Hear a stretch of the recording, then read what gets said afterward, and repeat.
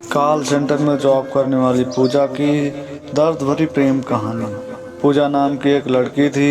वह शहर में अपनी मां के साथ किराए के मकान में रहती थी। उसके पिता अब नहीं रहे। कुछ साल पहले कोयल फील्ड में काम करने के दौरान उनकी कोयले के खदान में दबकर मौत हो गई। अब घर में केवल पूजा और उसका एक छोटा भाई और मां रहते हैं। पूजा अपने घर के खर्चे चलाने के लिए कॉल सेंटर में जॉब करती है। जिस कॉलोनी में पूजा रहती थी उसी कॉलोनी में अमन नाम का एक लड़का था जो पूजा को पसंद करता था, लेकिन अपनी दिल की बात बताने से डरता था। एक दिन पूजा की मां सीढ़ियों से गिर जाती है, जिसके कारण पूजा की मां का दाहिना हाथ टूट जाता है। पूजा तुरंत अपनी मां को अस्पताल ले जाती है। डॉक्टर ने पूजा की मां को 1 महीने आराम करने को कहा। पूजा अपनी मां की देखभाल करने लगी और इसी वजह से वह अपनी कॉल सेंटर की जॉब पे नहीं जा पा रही थी। अब 1 महीना हो गए थे और पूजा की मां का हाथ ठीक हो गया था, लेकिन जब पूजा अपने कॉल सेंटर पे गई तो वहां पता चला कि पूजा को अब जॉब से निकाल दिया गया है। पूजा बिल्कुल मायूस हो गई। उसे अब समझ नहीं आ रहा था कि वह क्या करे। पूजा मायूस होकर घर आने लगी। तभी अमन ने पूजा को देखा कि आज वह बहुत ही मायूस दिख रही है। अमन सीधा पूजा के पास चला गया, उससे कहने लगा, अमन, पूजा जी आप बहुत मायूस लग रही हो, क्या हुआ? पूजा, आप कौन हो? मैंने आपको पहचाना नहीं। अमन, मेरा नाम अमन है और मैं आपके ही कॉलोनी में उस सामने वाली बिल्डिंग में रहता हूँ। पूजा, राजेश अंकल के घर में रहते हैं? अमन, हाँ, लेकिन आपने बताया नहीं कि आज आप इतनी उदास क्यों हो? पूजा, आज मुझे मेरी जॉब से निकाल दिया गया, अब मैं क्या करूं? मुझे कुछ समझ में नहीं आ रहा।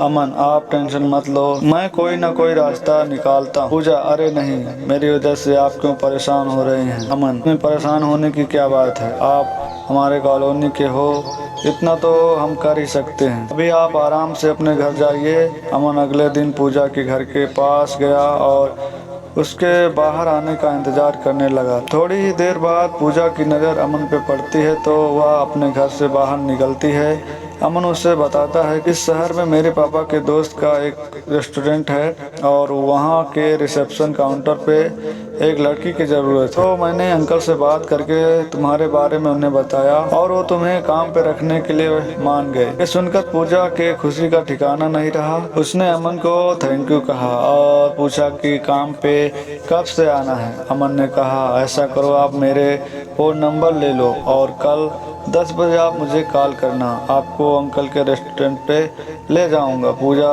काम पे जाने के लिए 9 बजे ही तैयार हो गई और उसने अमन को कॉल की। अमन अपनी बाइक लेकर आया और पूजा को अंकल के रेस्टोरेंट ले गया।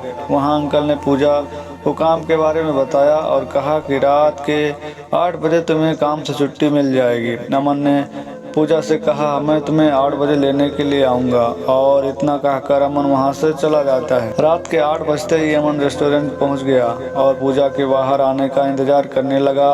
थोड़ी देर में पूजा बाहर आ अमन ने पूजा को बाइक बैठाया और उसे उसके घर तक छोड़ दिया। पूजा ने अमन से कहा, मुझे घर छोड़ने के लिए थैंक यू, लेकिन मैं कल से खुद आ जाऊंगी, आपको परेशान होने की जरूरत नहीं है। अमन मुस्कुराते हुए वहाँ से अपने घर चला गया।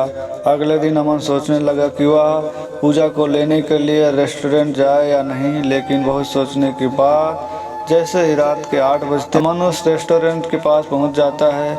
पूजा जब रेस्टोरेंट के बाहर आती है तो वह अमन को देखते ही उसके पास जाती है और कहती है, आप मेरी वजह से क्यों परेशान हो रहे हैं? अमन ने जवाब दिया, इसमें परेशान होने वाली क्या बात है? देखो, इतनी रात हो गए हैं और आप जैसी प्यारी लड़की अकेले घर जाएगी तो मुझे अच्छा नहीं लगेगा ना। पूजा मुस्कुराते हुए बाइक पे बैठ जाती है। अमन अब हर रोज रात के 8 बजे पूजा को लेने के लिए रेस्टोरेंट पहुंच जाया करता। धीरे धीरे दोनों के बीच नज़दीकियां बढ़ने लगी। एक दिन अमन पूजा को अंकल के रेस्टोरेंट से सीधा किसी दूसरे रेस्टोरेंट पे ले गया और उसने पूजा को बताया कि आज उसका बर्थडे है, तो उसने इस रेस्टोरेंट में एक छोटी सी पार्टी रखी है। पूजा ने अमन को उसका बर्थडे विश किया।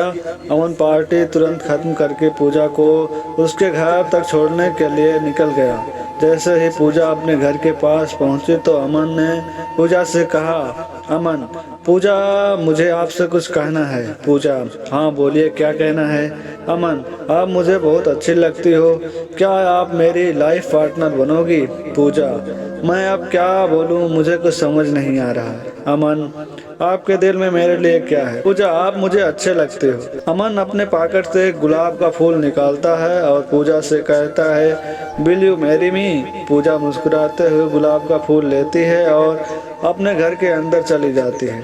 अब दोनों एक दूसरे के साथ बहुत खुश थे। अगले महीने अमन और पूजा दोनों शादी करने वाले थे, लेकिन एक दिन जब अमन पूजा को लेने के लिए घर से निकलता है तो उसका एक्सीडेंट हो जाता है। एक्सीडेंट के कारण अमन की स्थिति काफी गंभीर हो जाती है। पूजा को यह बात जब पता चलती है तो वह तुरंत अस्पताल जाती है। वहाँ पे पूजा देखती है कि अमन को आईसीयू में रखा गया है।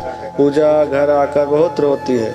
2 दिन आईसीयू में रहने के बाद अमन की डेथ हो जाती है और अमन की डेथ की खबर जैसे ही पूजा को मिलती है तो वह अंदर से टूट जाती है।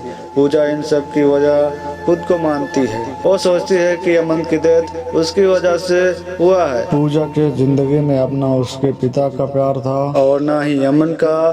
बस 2 पल की कुछ यादें थी, उन्हीं की यादों के सहारे वह जीने लगी। तो दोस्तों बस इतनी सी थी ये कहानी। अगर हमारी कहानी आप लोग को पसंद आ रही है तो आप लोग जो है चैनल को सब्सक्राइब कर लीजिए, बेल आइकन दबाएं, जिससे हम लोग नेक्स्ट वीडियो अपलोड करें आप लोग को नोटिफिकेशन सबसे पहले मिले। मिलते हैं नेक्स्ट कहानी के वीडियो में, तब तक के लिए आप लोग जहाँ पे रहिए स्वस्थ रहिए, मस्त रहिए।